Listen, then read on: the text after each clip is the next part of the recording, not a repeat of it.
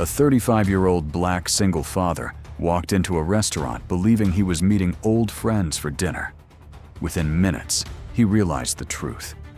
They had set him up on a blind date with a single mother, not to help him heal after his divorce, but to watch him squirm.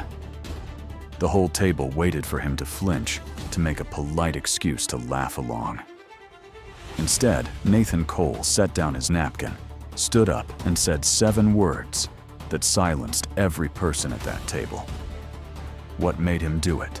The morning light came through the kitchen window, in long, pale stripes, falling across the small wooden stool where Amari sat with her hair half done. Nathan Cole worked behind her with the patience of a man who had taught himself this skill the hard way. The first braid was uneven. The second was tighter than the first. His large hands moved slowly because slow was the only speed that did not tug too hard on her scalp. "Daddy," Amari said, watching him in the reflection of the toaster. "Your braids are uglier than Miss Lana's, but I still like them." "Yeah?" Nathan asked, not looking up from her hair. "Why's that, baby?" "Because you go slow," Amari answered. "Miss Lana goes fast, and it hurts." He almost smiled. He didn't because he was concentrating, but the warmth moved across his chest anyway. Amari was 7, and she had a way of saying things that made grown people feel found out. 2 years had passed since the divorce. 2 years of school lunches and plastic containers of late homework he barely understood, of learning the names of every doll in her room, and which ones could share a pillow and which ones could not. Nathan ran construction crews on commercial sites across the county, and he was good at it. But the work that took the most out of him happened in this kitchen, in this small, ordinary ritual, where a man who had once been a husband was now only a father, and still learning what enough looked like. His phone buzzed on the counter. Ryan. Then a second buzz. The group chat. He read it later after Amari had been dropped at her summer program. Ryan and Elise had been pushing for dinner for weeks. They wanted him out of the house. They were worried about him, they said. But Nathan had known Ryan since freshman year of college, and worry from Ryan usually came with a punchline attached. The newest message in the chat told him everything. Found someone perfect for him. Single mom. Let's just put them in a room and see what happens. Nathan read it twice. He did not respond. He set the phone face down on the counter and finished his coffee. He thought about canceling. He thought about a lot of things. In the end, he told himself that maybe he was reading too much into it. That maybe these were still his people, and he was the one who had drifted. That maybe a quiet dinner with old friends would not be so bad. He showered. He chose a plain navy shirt. He drove to the restaurant on the east side of town and walked in 5 minutes early. There is something most people never notice about black men who raise children alone. They tend to be looked at through 2 different lenses, both of them wrong. The first lens turns them into an admired figure to be praised in passing, and then quickly forgotten, the inspirational single dad, applauded at a distance asked very little of. The second lens turns them into a problem to be analyzed. There must have been a reason the marriage ended. He must be hard to live with. He must be too rigid, too quiet, too proud to find someone who can stand him.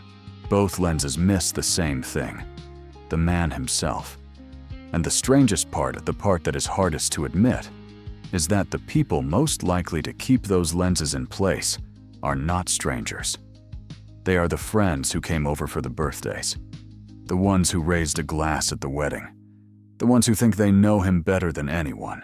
Prejudice is not dangerous when it arrives from someone who does not matter. It becomes dangerous when it arrives wrapped in the voice of someone who once told you they loved you like a brother. The restaurant was loud in the way restaurants are loud on a Friday night. Clattering plates, laughter from 2 tables over, a server moving fast between booths. Ryan waved him down from the back. Elise was already pouring wine. 2 other couples Nathan vaguely knew filled out the table faces he had not seen since some barbecue last summer. He sat down. Something registered before he could name it. The pause when he sat was a beat too long. Elise was smiling the smile she always wore when she had a plan. Ryan elbowed him in the ribs, the way men elbow each other when a joke is on the way. Then the door opened, and a woman walked in alone. She was looking for someone scanning the room with the quick, wary glance of a person who has been late before and did not enjoy it. When her eyes met Elise's, Elise stood and waved her over with both hands. "Elena, over here," Elise called out. "Elena, everyone, this is Elena. Single mom, by the way. Total catch. I think she and our Nathan are going to get along just fine." The word landed before her name did. Single mom. Said with the kind of emphasis people use when they want a piece of information to do the work of an introduction. Nathan watched her. Elena Cruz was maybe in her early 30s, dark hair pulled back in a fast knot with a few loose strands escaping at her temple. The lipstick was a soft nude shade that looked applied in a hurry, probably in a car. She was apologizing for being 5 minutes late. Something about a sitter running behind. She slid into the booth across from him and set her purse on her lap instead of on the floor, and Nathan, who had been a husband once and a son to a single mother long before, that recognized the gesture without having to think about it. A woman whose purse never left her body was a woman who had learned that things disappear when you are not watching. The server came.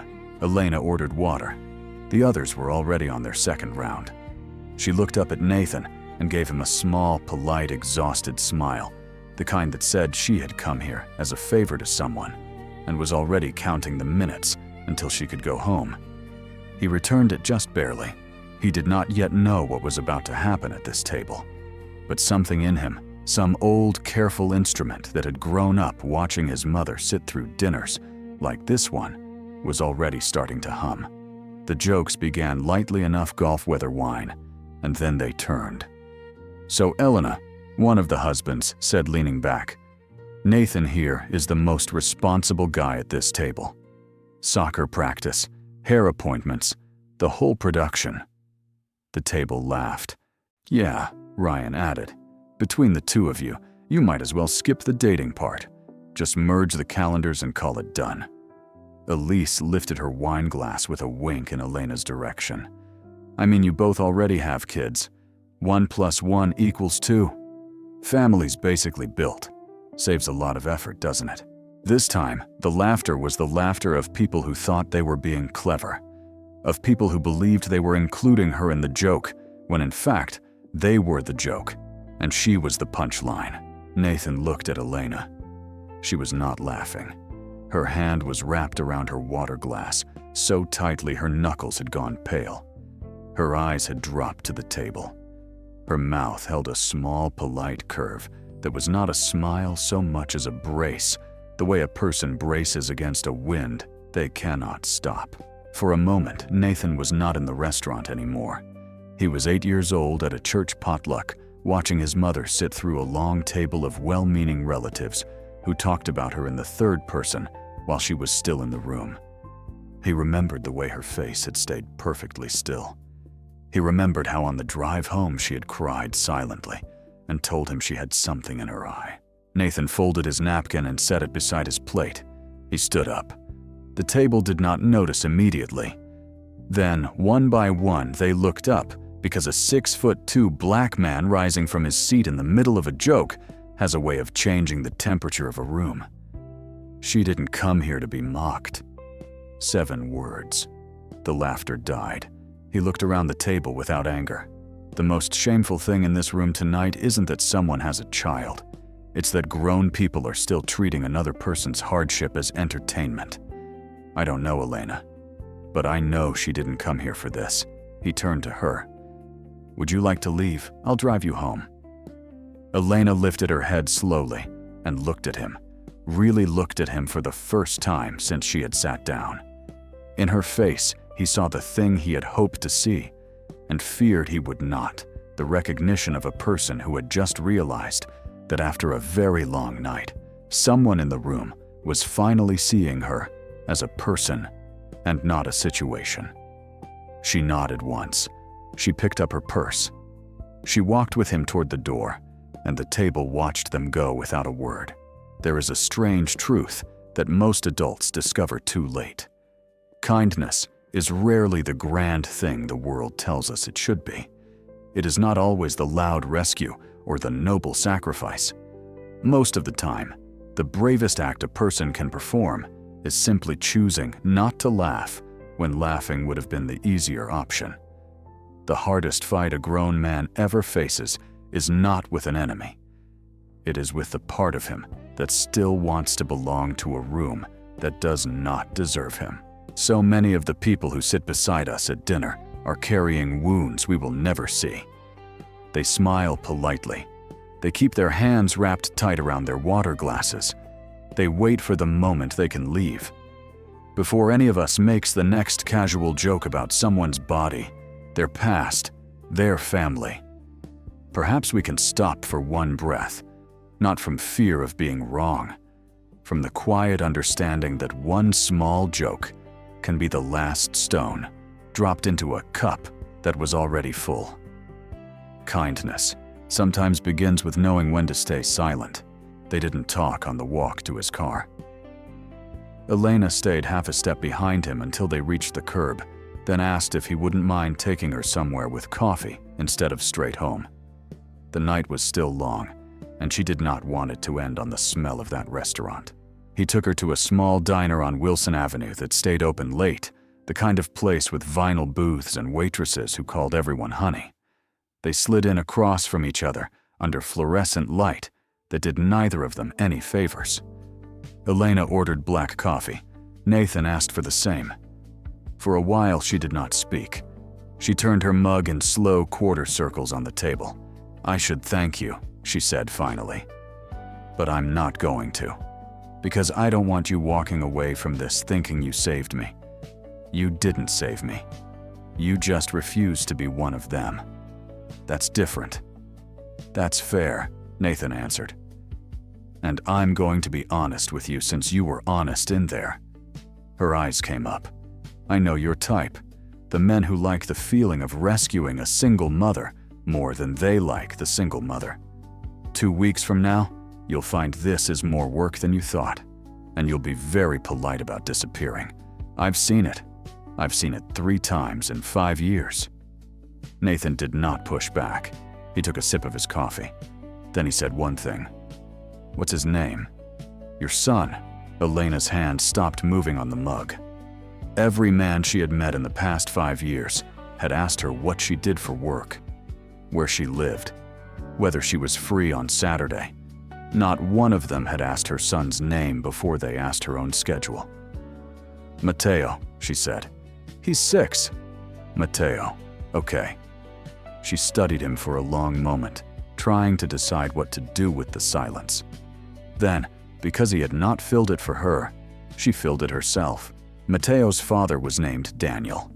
He had not left in one clean cut. That was the part that had cost her the most that he had left in installments.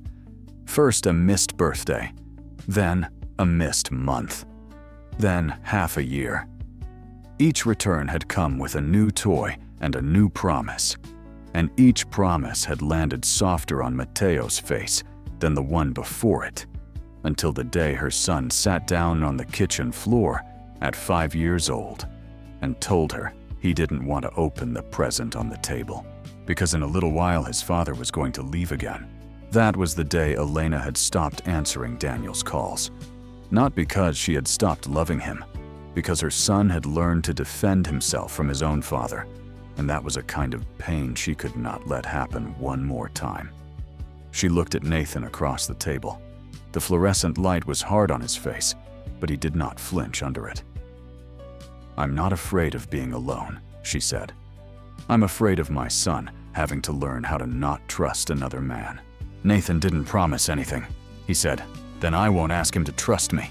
They lingered over the second cup of coffee longer than either of them expected.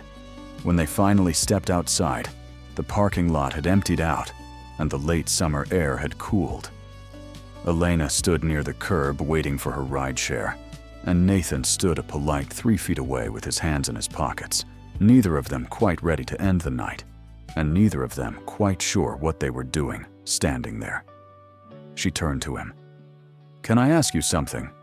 "Yeah, if your daughter had been at the table tonight, sitting right next to you, would you still have stood up?" The question landed somewhere in him that nothing in a long time had reached. He took the time he needed before answering. "Yes," he said, "for 2 reasons. The first is that I don't want her growing up thinking single parents are something other adults get to make fun of. And the second is that one day, she might be the woman sitting where you were sitting. And if that day ever comes, I want her to know what it looks like for a man to stand up, even if it costs him the room." Elena did not look away. Something in her face shifted, not melted, not opened, but shifted. A door that had been bolted shut for 5 years moved 1/4 inch on its hinges. When her ride pulled in, she took her phone out and held it across to him. "Put your number in." He did. She took it back, looked at the screen, then looked up at him with the directness of a woman who had already learned that nothing in life is given for free. "You can text me. That's it for now. Don't ask to meet my son. Not until I tell you he's ready. If you can wait, then maybe we keep talking. If you can't wait, then thank you for tonight and I wish you well. I can wait." She got into the car. He watched it go. There is a quiet truth that psychology has known for a long time, but that we rarely say plainly in everyday life. The brains of people who have been abandoned do not respond to the present. They respond to the past. When Elena watched Nathan across the diner table, she wasn't really watching Nathan. She was watching Daniel. She was watching every man who had ever taught her son how not to believe in someone. Her caution was not directed at the human being in front of her. It was directed at a history she could not put down. This is what makes love with the wounded so difficult. You are not in conversation with one person. You are in conversation with the entire archive of what was done to them. Every promise you offer is silently weighed against every promise that was ever broken before you walked in. And there is one more thing worth saying out loud, because it changes how you see a story like this. Neither Nathan nor Elena was looking for love that night. What they were both looking for, though neither would have used the word, was emotional safety. And emotional safety is far rarer than love. It is the thing you stop believing in once you have had to carry a household by yourself. People like to say that love is about giving. For a single parent, love is first about daring to receive. Daring to let one more person into a life you have already paid for. 3 weeks passed in text messages, short ones mostly. Elena sent a photo of a tray of food she had prepared for a client and asked if the plating looked professional. Nathan sent back a one-word answer. Yes. She asked what he was eating for dinner.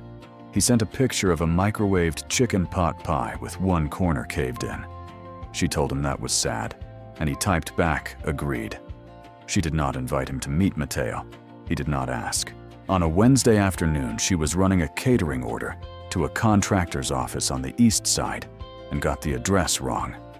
She pulled to the curb to check her phone and saw across the street a man she recognized crouched on the sidewalk in front of a convenience store. Nathan, in a high-visibility vest, was kneeling at eye level with a small boy, maybe 10 years old, the son of one of the workers on his crew. The boy was crying. A melted scoop of vanilla ice cream was puddling on the concrete by the boy's sneaker. Nathan was not buying the boy a new ice cream. Elena could see that clearly. He was just talking. She rolled down her window enough to listen. "Listen, buddy, the ice cream's already on the ground. We can't get that one back. But you got a choice.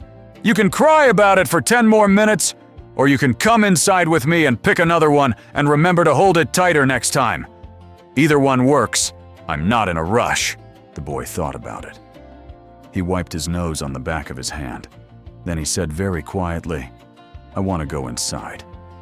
They stood up together and walked in. Elena sat in her car with both hands on the wheel and did not move for a long minute. She did not get out. She did not text. She did not let Nathan know she had seen any of it. That night after Mateo was asleep, she sent him a message that was different from any she had sent before. "Mateo has a soccer game next Saturday at 10. If you want to come watch, you don't have to sit with me. The bleachers are public." It was in Elena's language the closest thing to a key she had ever handed anyone. A month later, she let Nathan bring Amari to the park, where Mateo liked to play on Sunday mornings. It was not a planned introduction. It was framed as a coincidence, which both adults knew was a lie they were telling on purpose. Mateo was a small boy, with glasses too big for his face, and the kind of stillness that came from spending too much time around adults. He stood near the swing set, holding a juice box, and watching Amari the way he might have watched something rare and slightly suspicious. Amari did not believe in caution. She walked straight up to him. "You want to go on the slide with me? I'm taller, so I can go down first." He looked up at her and shook his head. "My mom says I shouldn't play with strangers." She sat down right there on the wood chips beside him. "My dad says the same thing. Grown-ups always say that." Neither of them spoke for the next 5 minutes. Mateo eventually reached into the pocket of his shorts and pulled out a small rock about the size of a quarter. It had a streak of mica in it that caught the morning light. "I found this today," Mateo said. "It's shiny." Amari leaned over and studied it with the seriousness of a jeweler. "That's pretty. I don't think it's a real gem, though. I've got one like it at home." Mateo's face fell. The juice box hung loose in his hand.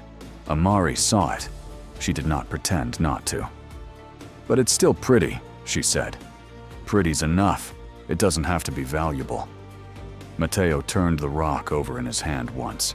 Then he turned it over once more. He looked up at her with the careful expression of a child who had just been told something he intended to remember. From a bench on the other side of the playground, Elena watched the whole exchange. Her hands had gone tight around her paper coffee cup without her noticing. She did not realize she was crying until Nathan, who had been sitting beside her in silence the whole time, handed her a napkin from his pocket. He didn't say anything. He just gave her the napkin. 2 months in, Elena got buried under a wholesale order and texted Nathan in something close to panic, asking if he could pick Mateo up from soccer practice. He said yes before she finished typing. Mateo was standing near the chain-link gate with his cleats in his hand when Nathan pulled up.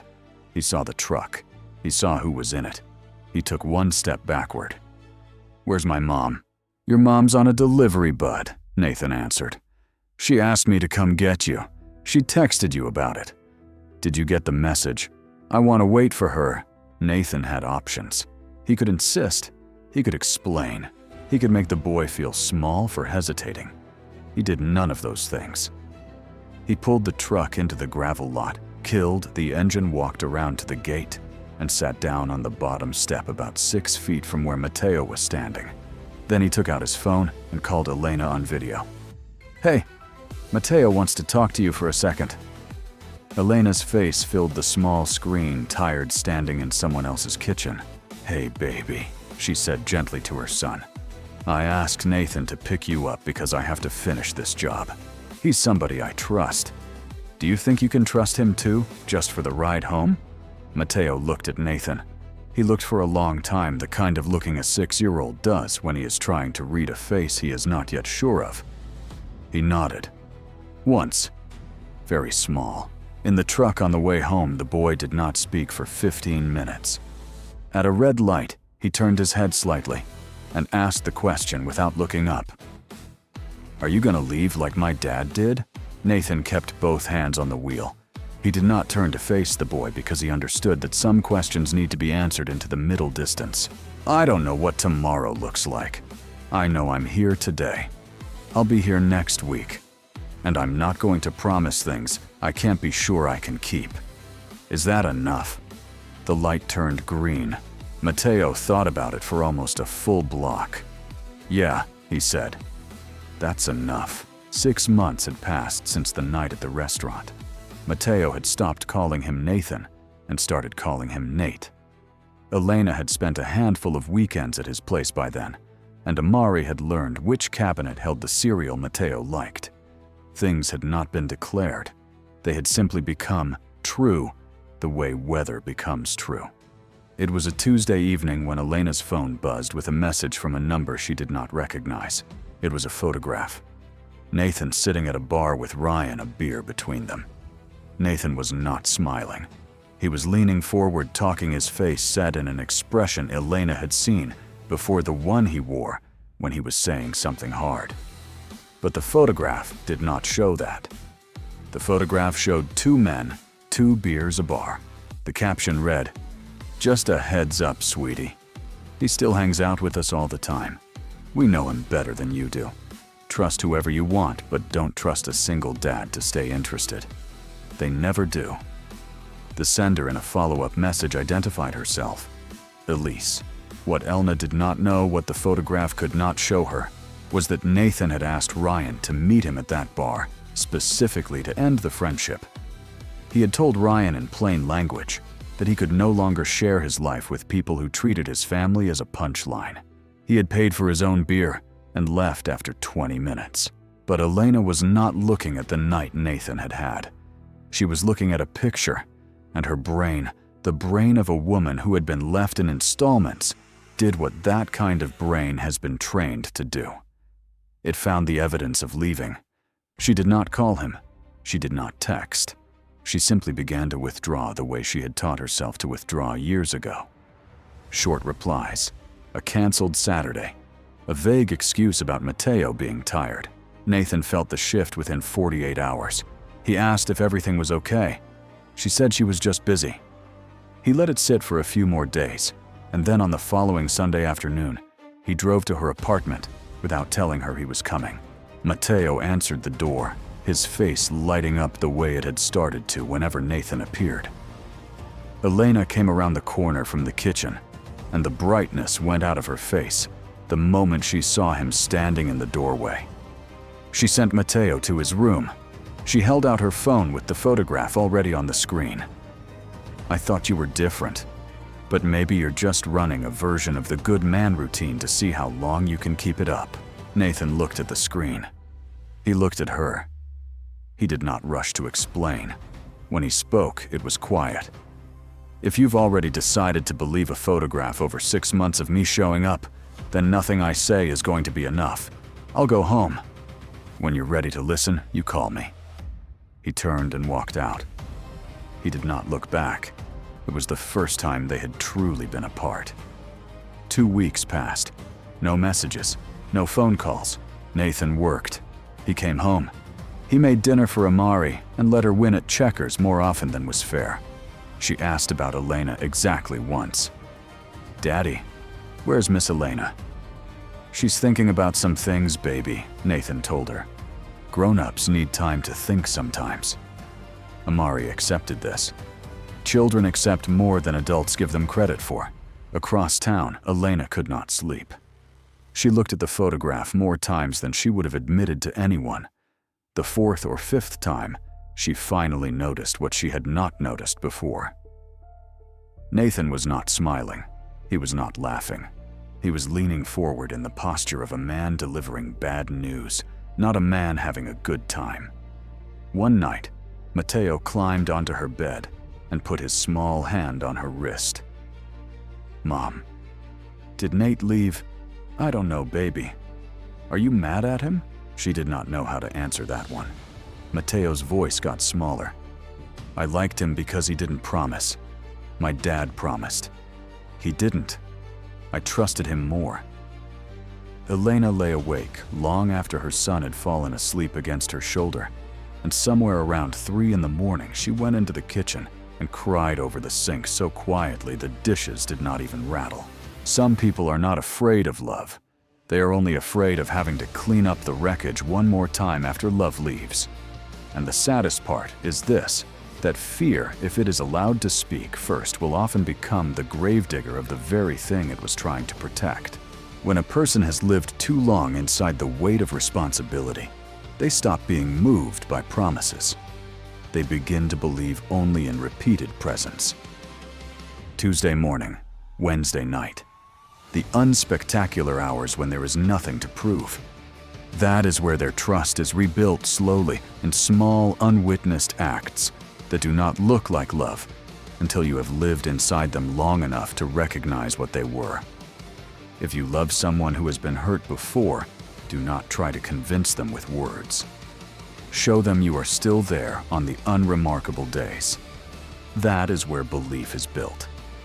And if you are the one who has been hurt, give yourself one breath before you pull away. Ask the harder question. Am I reacting to this person? Or am I reacting to the one who came before them? That single question has saved more relationships than any apology ever has. Elena did not call. On the 15th day, she drove to the construction site instead. It was a little past noon when she pulled into the gravel lot of a half-finished warehouse on the south end of the county. The air smelled like cut steel and diesel. Nathan was sitting on a girder 2 stories up, with a foil-wrapped sandwich in one hand, talking to nobody, eating the way men eat when their mind is somewhere else. He saw her standing down by his truck. He did not climb down right away. He finished the last bite, wiped his hands on a rag, and came down the ladder in his own time. She had rehearsed what she wanted to say on the drive over. None of it came out the way she had practiced. "I was wrong," Elena said. "I picked a photograph over 6 months of you being there. I'm sorry." Nathan looked at her for a long time. The wind moved a strand of hair across her face, and she did not bother to push it back. "What are you most afraid of, Elena?" The question went in deeper than any apology would have. She did not answer right away. When she did, it was the truest thing she had said to him since the night at the restaurant. "I'm afraid that one day you'll look at my life and think it's too much. And I'm afraid Mateo will have to learn how to forget one more man." Nathan took that in the way he took most things, slowly, without rushing to fix it. "I'm not going to promise you I'll never get tired," he said. "I'll get tired. Everybody does. But being tired isn't the same thing as leaving. Those are 2 different things. I need you to understand the difference between them, because if you keep mixing them up, you're going to throw away every good man who ever walks through your door." They did not embrace. They stood beside each other in the gravel lot while a drill ran somewhere above them, and after a while Nathan reached over and took her hand. That was all. That was enough. A week later, he asked Ryan to meet him for coffee. Not a bar. Coffee. The choice of location was the first message. Ryan came in already defensive. He knew what his wife had done. He had not stopped her. They sat at a small table near the window, and Nathan let the silence build the room for a moment before he spoke. "I'm not here to fight, man. I'm here to say one thing. For a long time, I thought we were friends because we understood each other. I think the truth is, you understood the version of me from 10 years ago. I'm not that guy anymore. I have a daughter. I have a woman I want to stay with. And I can't be friends with people who treat my family like a joke." Ryan turned his coffee cup in his hands. "Nate, come on. We didn't mean anything by it. You know us." "That's the part I want you to hear," Nathan answered. "You didn't think you meant anything by it. But the person being laughed at always knows. I used to laugh along with you with other people. I'm not proud of that. I won't do it anymore. I have a little girl who's going to grow up watching how men talk about women. I'm not going to let her grow up thinking what we used to do at that table is what grown men sound like." He stood up, put a $10 bill on the table, and met Ryan's eyes one more time without anger. "Tell Elise something for me. Tell her I'm not angry. Tell her I just don't have any more room in my life for the kind of friendship that uses my family as a joke. I don't hate either of you. I just can't walk the same road with you anymore." He left. Ryan sat there for a long time with a full cup of coffee in front of him. There is a thing about children of single parents that most adults are too proud to admit. They tend to figure out the difference between loving someone and staying with someone long before the adults around them do. Grown people use the word love to cover an awful lot. Love is why they made the promise. Love is why they left. Love is why they came back. Love is why they should be forgiven and given another chance. A child does not have the patience for any of that. A child watches one thing only: who is here on a Tuesday morning, who shows up when mom is overwhelmed, who does not forget the thing they said they would do last week. When Mateo had told his mother in the dark of her bedroom that he liked Nate because Nate did not make promises, he was saying something that grown people spend decades learning. Love is an emotion. Staying is an action. To a child who has already been betrayed by adult emotion, action is the only currency left that still has any value.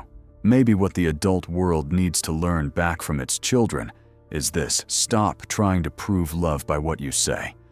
Let it be visible in what you do, especially when no one is watching. 4 months passed. Things settled in the way. Settled things do quietly without anyone noticing the day it happened. It was a Saturday night when Elena's voice on the phone sounded wrong.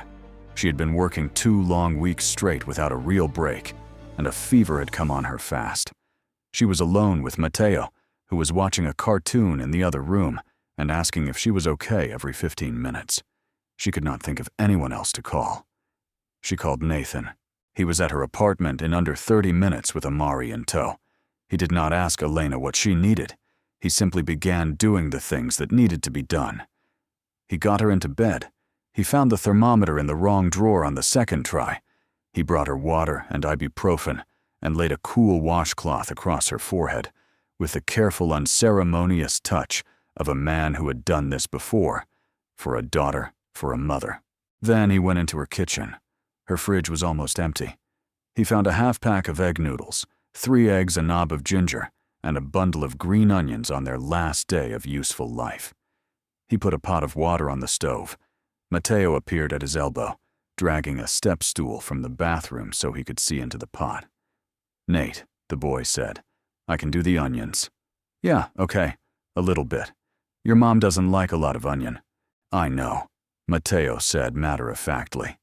"She only likes onions and sour soup." The two of them worked in silence for a few minutes. The noodles softened. Nathan cracked the eggs in one at a time and stirred slowly.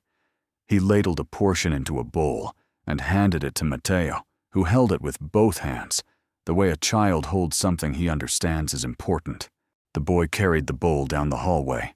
At the door of his mother's bedroom, he turned back over his shoulder and called out without thinking, "Daddy, I forgot the spoon." The word came out of him plainly. No build-up, no ceremony. He did not even hear what he had said. He ran back down the hall, pulled a spoon from the drawer, and was up the hall again before the moment had time to land on him. Nathan stood in the kitchen with the wooden spoon still in his hand. He did not move. From the doorway, Amari watched her father, then walked over and tilted her head up at him with the expression of a child who already knew exactly what was happening. "Daddy, you're crying," Amari said. "I'm not crying, baby. The onions got me." "Daddy, you're lying." He laughed once quietly and put his hand on the top of her head. That night, after Elena slept, and both children were curled up on the couch under one blanket, Nathan sat alone at her kitchen table. He looked around the room.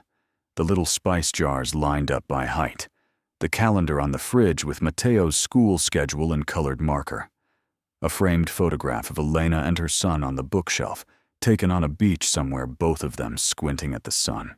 It was not his house, but he understood, sitting there in the soft hum of her refrigerator, that it was the house he wanted to come home to. 2 weeks later, on an ordinary Saturday evening, Elena finished clearing the dinner plates.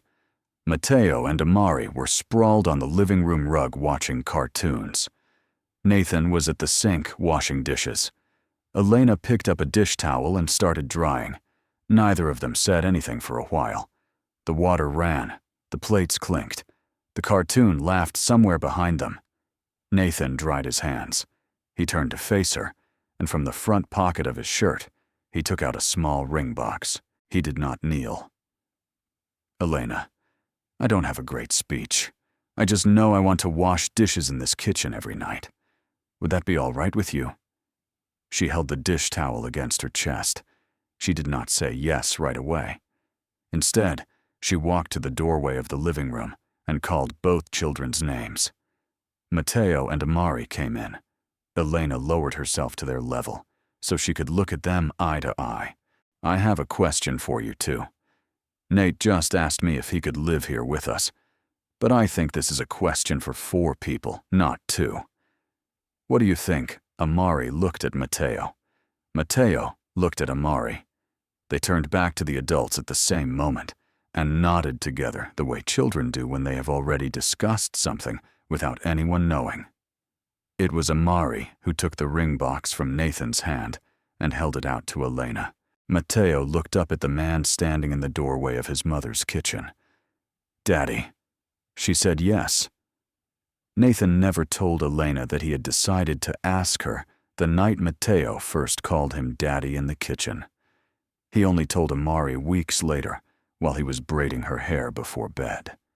She watched him in the reflection of the mirror. "Daddy, does that mean Matteo's my little brother now?" "If you want him to be, I want him to be. But I'm still the big sister, right? You'll always be the big sister."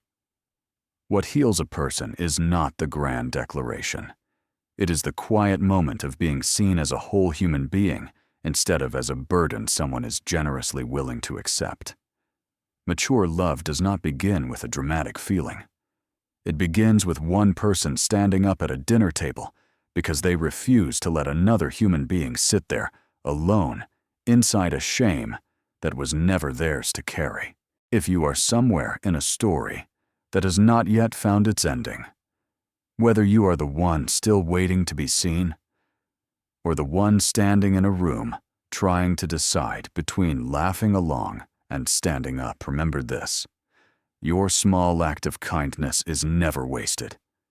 Somewhere, someone is still alive because a person like you walked into the room at exactly the right moment and chose to be decent. Be that person. The world is quietly held together by people who choose in ordinary rooms to do the harder thing.